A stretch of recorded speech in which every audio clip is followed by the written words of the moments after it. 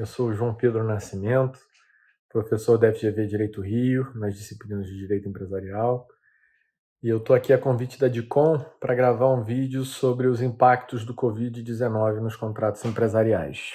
No direito empresarial, o estudo dos contratos ele merece assim atenção especial nas relações que envolvem empresas, ou seja, relações contratuais em que os dois polos da relação contratual é ocupado por empresas movidas por razões empresariais, sem pessoas físicas e ou sujeitos de direito que não sejam dotados dessa característica da empresarialidade. São contratos em que há equilíbrio de forças, não tem nenhuma parte com hipossuficiência, e que podem, em tese, negociar de maneira assistida por assessores, etc., um contrato técnico e bem concebido. Quando a gente começa a estudar os contratos, a primeira coisa que a gente aprende, dentre as muitas, é a ideia de que o contrato ele observa a pacta sunt servanda, que é o princípio da força obrigatória dos contratos, o princípio da obrigatoriedade dos contratos.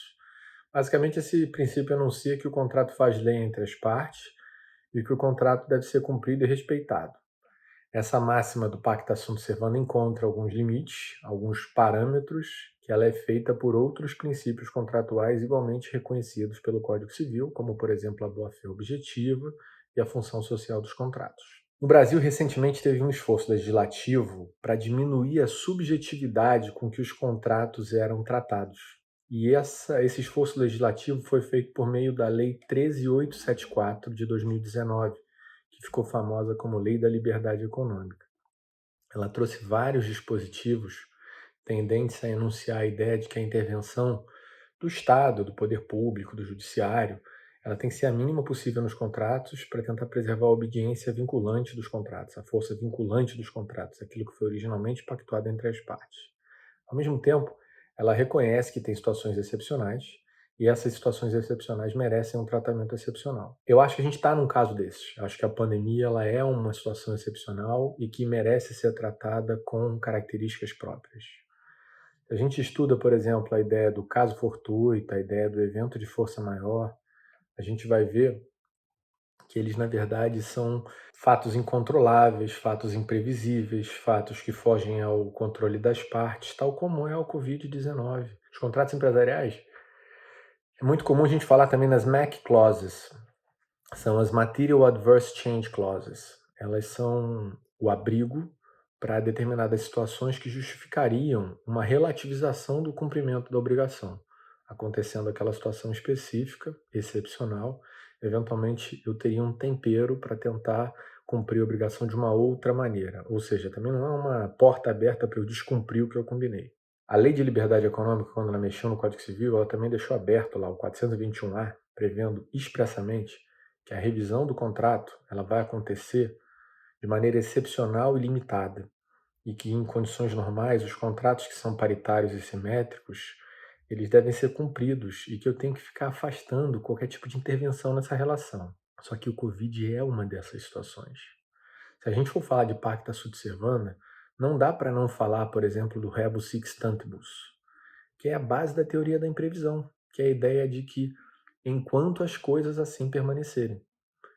Não dá para a gente acreditar que algumas regras que foram pactuadas terão que ser cumpridas entre as partes, tal como originalmente concebidas, porque o contexto para muitas delas mudou. E aí é importante que a gente faça essa análise de forma casuística, caso a caso, e com olhos pátrios, para também evitar abusos. Interessante a gente pensar, por exemplo, na ideia da teoria da imprevisão, pensar na ideia da onerosidade excessiva e pensar, por exemplo, na capacidade das partes renegociarem e fazerem a revisão dos seus contratos para evitar a situação da resolução antecipada, ou do vencimento, ou da rescisão, ou qualquer coisa do gênero. Várias empresas, por conta desse cenário econômico, passaram por turbulências e estão com dificuldade para cumprir os contratos da maneira como eles foram originalmente estabelecidos. De fato, a pandemia pode ser um fator de desequilíbrio. Só que eu também tenho que tomar cuidado para comprovar isso e não usar isso como um salvo-conduto para que toda e qualquer obrigação nesse período eu não cumpra porque aconteceu uma pandemia. O direito é a arte do equilíbrio, do bom senso. Então, assim, em resumo, a pandemia do coronavírus ela pode ser considerada sim um fato imprevisível. Ela é capaz sim de ensejar a aplicação da teoria da imprevisão. ela pode promover a resolução de alguns contratos, ela pode promover a revisão de outros tantos. De uma certa maneira, ela traz uma discussão importante sobre o dever que as partes têm de negociar, mas a gente tem que ter cuidado para, na contramão do progresso, também não admitir que toda e qualquer situação cabe dentro dessas escusas, porque senão eu vou estar dando abrigo para a esperteza, e o direito é a arte do bom e do justo.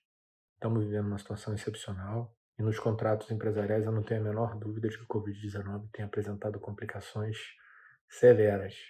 Nos casos concretos em que isso puder ser comprovado, eu imagino que as obrigações contratuais, a forma de cumprimento delas, deve sim ser revisada e repensada, sempre pensando no bom comum e lembrando que o objetivo das partes é assegurar a estabilidade e segurança jurídica das relações e que a gente também não pode promover uma política pública que seja voltada para reabrir negociações o tempo todo, porque é importante que a gente tente combinar e cumprir aquilo que a gente combina, porque senão a gente vai trazer várias externalidades econômicas para os contratos, e isso é algo que a gente gostaria de evitar.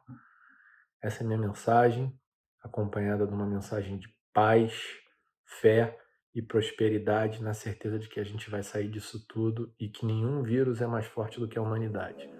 Um beijo no coração de cada um de vocês, paz e bem.